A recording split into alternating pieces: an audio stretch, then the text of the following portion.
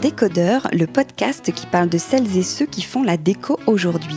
Je m'appelle Hortense Leluc, je suis journaliste déco et à chaque nouvel épisode, j'invite à mon micro des pros de la déco.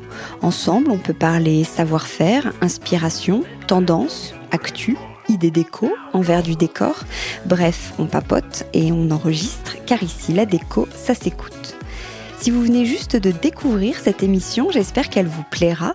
Sachez qu'il y a déjà plus de 80 épisodes enregistrés avec de nombreuses personnalités passionnantes et plein d'autres formats aussi sur des thématiques bien précises. Pour suivre tout ça en photo, vous avez Instagram, bien sûr, @décodeur.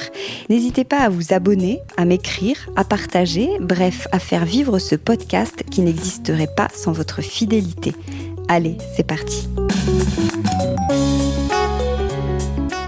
Bonjour à tous, aujourd'hui je vais vous parler de la designer de l'année 2025 à Maison et Objets, Faye Too Good. Too Good, c'est bien son nom, d'ailleurs elle raconte que toute sa vie elle aura le droit au jeu de mots autour de ça, too bad, not too good, mais bon, ça a toujours l'air de l'amuser, donc tant mieux. Alors Faye est une femme de 50 ans, l'une des figures féminines du design les plus célèbres d'Angleterre, même si on ne peut pas du tout la cantonner au mot designer, car elle est justement bien plus que ça, elle exprime sa créativité autant dans le design, la mode, le dessin ou la sculpture, et c'est sûrement ce profil de créatrice pluridisciplinaire qui a plu à Maison et Objets et qui vient récompenser son approche audacieuse. Alors son parcours, il est assez intéressant parce qu'après des études en histoire de l'art et aux beaux-arts, elle a travaillé pendant 8 ans pour le magazine World of Interiors. C'est là qu'elle a appris les notions d'espace, d'intérieur, de matériaux, d'architecture, de créer des environnements inspirants. Mais elle est assez vite frustrée par ses pages et ses décors en 2D.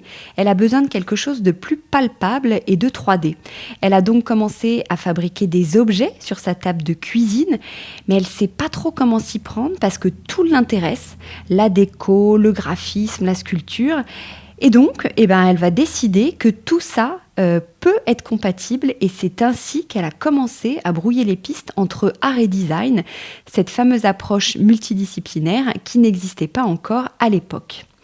Tout comme un artiste peut choisir différents médiums, la photo, la peinture, la vidéo, elle s'exprime par la mode, le design, la sculpture. C'est sa grande liberté depuis toujours. Même si au début, elle raconte que ça n'a pas été forcément facile, elle voit bien qu'elle n'est pas prise au sérieux, notamment en tant que femme, et elle explique que c'est d'ailleurs sûrement pour ça que inconsciemment, elle s'est mise à travailler avec des matériaux plus lourds, plus bruts, comme le béton, le marbre, le bois, bref, un style primitif qui la définit bien encore aujourd'hui. Son propos, c'est de jouer avec les contrastes, le passé et le futur, le masculin et le féminin, le rugueux et le doux, le luxe et l'ordinaire. Ces collections s'appellent d'ailleurs assemblage. Assemblage 1, assemblage 2, 3, je crois qu'en 2024, elle en était à assemblage 8. L'une des plus connues étant la 4e collection avec son fauteuil Roly-Poly que vous connaissez forcément, c'est un best-seller mondial. Elle s'amuse même à reconnaître qu'il est plus connu qu'elle. C'est un fauteuil tout en rondeur, très organique, ludique aussi, je vous mettrai des photos sur Instagram, et qui l'a propulsé sur la scène internationale, c'était il y a pile 10 ans. En parallèle de ça, comme je vous disais, elle est fan de mode. Elle a donc créé Too Good Clothing avec sa sœur Erika. Et c'est aujourd'hui une grosse part de son business. Donc c'est pas déco-design, mais ça méritait d'être souligné. Et bien sûr, en plus de ses collections, elle travaille sur de nombreux projets pour des marques de mode, de luxe, des installations, des lieux, des marques de déco bien sûr, comme CC Tapis, les papiers peints Calico, les meubles Tacchini, Poltron Afro, Maison Matisse, Christophe, Aïe, que ce soit sur des produits ou des concepts qui mettent tous les sens en éveil encore et toujours. Elle a un studio de 25 personnes qu'elle tient à garder à taille humaine. Elle souhaite vraiment rester impliquée dans tous ses projets. Elle ne veut absolument pas avancer seule avec des perspectives personnelles et c'est ça qui la différencie d'une artiste. Elle aime travailler avec les autres, pour les autres, trouver de nouvelles façons d'aborder les projets avec des méthodes parfois différentes.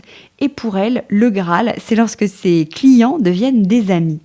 Alors pour ce salon Maison et Objets du 16 au 20 janvier prochain, c'est très bientôt, elle va présenter son Womanifesto. ou manifesto, une mise en scène surréaliste inspirée du thème de l'année Surreality, dans lequel on va décortiquer son processus créatif entre dessin, matériaux, croquis, sculpture et inspiration. Bref, un voyage entre art et design, les passions de cette femme d'aujourd'hui, ce que je disais au tout début de cet épisode. La boucle est donc bouclée. À bientôt! Décodeur, c'est terminé pour aujourd'hui. Merci beaucoup d'avoir écouté en entier. Si vous avez aimé, n'oubliez surtout pas de vous abonner à cette émission pour ne pas rater les prochains épisodes. Bien sûr, vous pouvez aussi le partager sur Facebook, Twitter, LinkedIn ou en story Instagram par exemple. Ça permet de le faire connaître à vos proches. Je suis Hortense Leluc et vous pouvez me retrouver sous le pseudo Hortense Déco ou via le compte Décodeur Podcast sur Instagram. Et si jamais vous écoutez sur iPhone via l'application Apple Podcast, vous pouvez aussi me laisser un commentaire, rubrique classement et avis, parce que plus j'ai de commentaires, plus Décodeur se démarque dans la jungle des podcasts, ce qui est très important pour moi, pour me faire connaître encore plus largement et faire découvrir le monde de la déco au plus grand nombre. Voilà, merci et à très bientôt alors, ici ou ailleurs.